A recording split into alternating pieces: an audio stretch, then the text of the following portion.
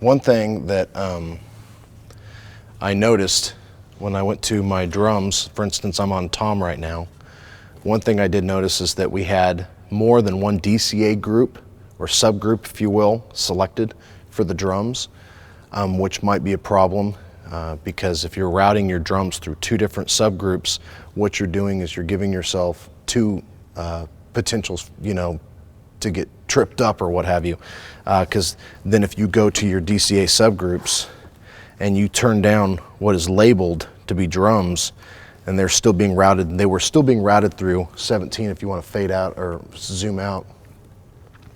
Drums are labeled over here in DCA group 6, but they were also being patched into DCA 17. So if we had turned down our drum subgroup, it's still passing through DCA 17. Now, I don't know if that's being routed somewhere necessarily, but just to clarify and to clean things up, I went through and just deleted. I'll go back into it. Look at my DCA groups. I'll go back into my drum, for instance, my tom, or let's just pick the kick drum, for instance. Now we're only in DCA group 6, which is going to be a lot easier to remember. And if you're running your different various praise instruments in different subgroups, you want them in just one subgroup because, again, you can get tripped up pretty easily. As far as patching and routing go, I have all my toms together, floor toms, and we might just check that here in a minute to make sure that we're happy with where those are. It looks to me that our M-480s are all reading, and I'll go up again and make sure that everything seems to be set. I don't know what everyone has on their M-480, so I can't be for certain, but I will go into setup real quick.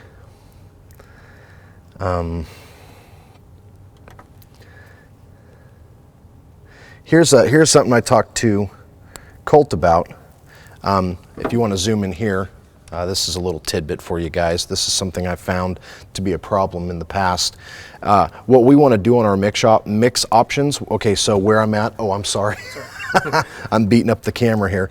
I'm in the, I'm on the monitor section. I'm going into the M-480 manager, okay? I'm going into setup on Colts, for instance. I'm going into source assign, which is F4. All right, and then up here in the corner, as you can see, there's a little box called mix option, and it's mix only assigned sources. I find that to be very helpful. Why it would give you any other option, I don't know, but I would make sure on all of our M-480s that we have the mix only assigned sources. That way we get nothing else bleeding through into our M-480s. That was a problem we had in the past, and we got that. I had made sure that was on all of them at one point in time. For whatever reason, that looks like it's been taken off. But I'm going to go through and make sure that everybody's unit, let's go previous unit strings, source assign, mix. Okay, so that one's set, close, previous. I'm at lead guitar, mix only assigned units, okay. Previous piano, okay, that's good. Drums, again, good. This is brass. I keep wanting to say bass. Mix only, okay, good. And it was apparently it was only on Colts that wasn't set. So. Wherever Colt sets up, if there might have been another channel bleeding through on Colt's M-480. That should be it for all that. We have one thing we've talked about on the board. If you want to zoom out on the board, we are running several extra audio sources. We have what appears to be a DJ CD player up here, 2-disc American Audio, and we're running every channel in directly, left, right for CD1 and CD2. My recommendation would be to summate those into one channel each, because we are running a mono system here. It's not necessary for us to split those into left and right. They're probably linked, which is fine, but at the same token, we're not running a stereo system. So all we're doing is we're eating up 1, 2, 3 channels with this USB. I'm not sure how often you guys are bringing audio in via USB, but I would cut all these down, which will open up more channels for you guys if you decide to do, you know, if you bring in a band and need extra channels, they're right there. So I'd definitely look at that. John, we made one quick little adjustment in regards to gain structure, and that was with our aux 2 or your stage wedge. I notice on the back of this board here, we don't have aux 1 going anywhere. There's nothing coming out of that. So you're running your singers, I imagine, off of aux 2. And when I went to look at the way you had it set up, I went to my aux fader section here, and both aux 1 and 2 were running really down low. As far as this is the masters now, because we're in that layer, they were running really low in the dirt, and the amp was turned all the way up. Well, what we do then is we're flip-flopping our gain structure. We have a quiet signal going into the amp, and we have the amp completely cranked. That's when you're going to get a lot of hissing and a lot of amp noise. So we turn the amp down, and we brought these outputs all the way up to give a healthier signal down the line to our, and I turned up I turned up aux 1 as well, even though it's not going anywhere at the moment. I'm not sure why, but I turned that guy up to unity or 0 to give us the healthiest signal we can. One thing you might want to do is when you're on your channels and you go to sends on faders, you might find yourself pulling some of these up a little bit.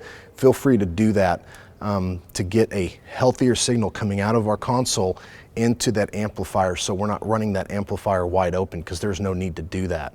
To get a healthy gain structure, we want to get a nice healthy signal out of the mixer, and it wasn't. It was really pulled back considerably, so we brought that guy back up. We were able to turn the amp down, which helped considerably on the hiss that we were getting in on the stage, and John can attest to that.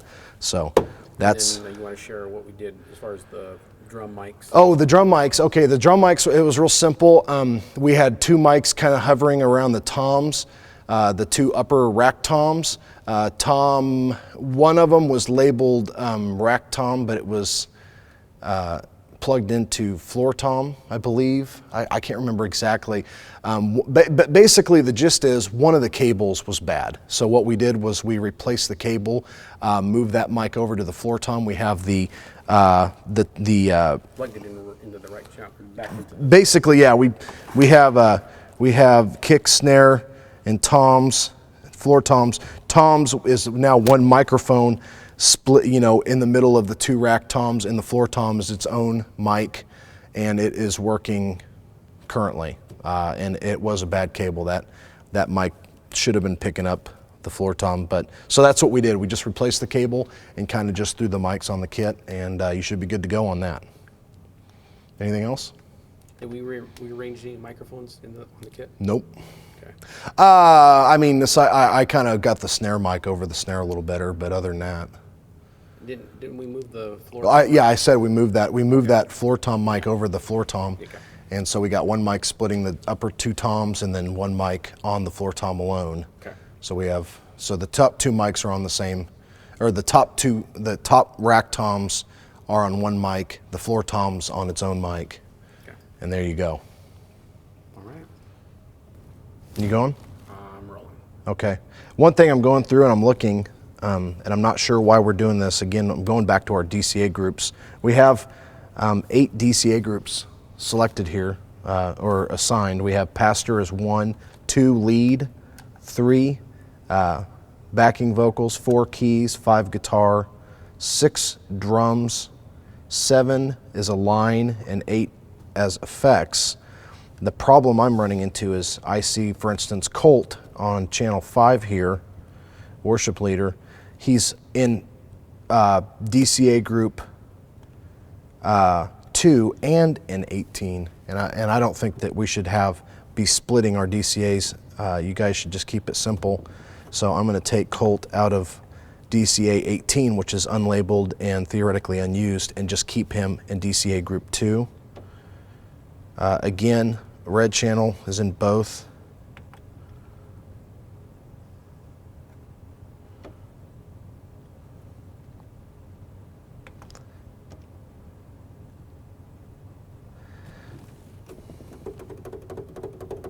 I'm wondering,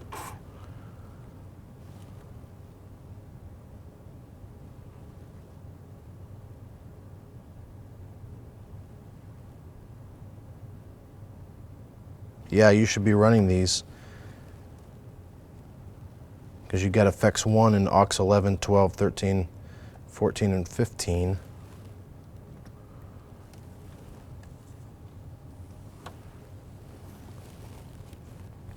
So I am going to go through and clean those out because I think that that's going to be a point of confusion.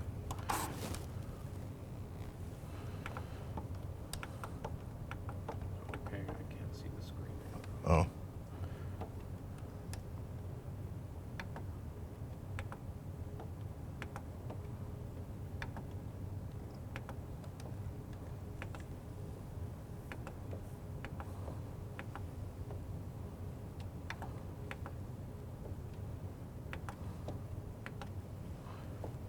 And I don't know who did this or why per se, but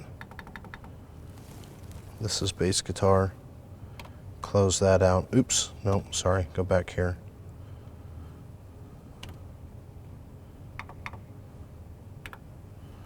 Go to layer 2. You know, again, we have overhead. Right now it's an extra overhead. Take that out. And I'd already did the drums. Yeah, there we go, okay. So now we've got only pastors on pastor DCA, only lead vocals on 2, only backing vocals on DCA 3, 4 is keys, 5 is guitars, including bass, 6 is drums, 7 would be like computer and iPods and things like that, and then 8 is effects, and I'm not sure why we have effects on a DCA group, but maybe just to grab the reins over all the effects at once. So hopefully that'll make sense. Clean some things up. Clean some stuff up here. I'm just going to remute everything. Okay. Okay.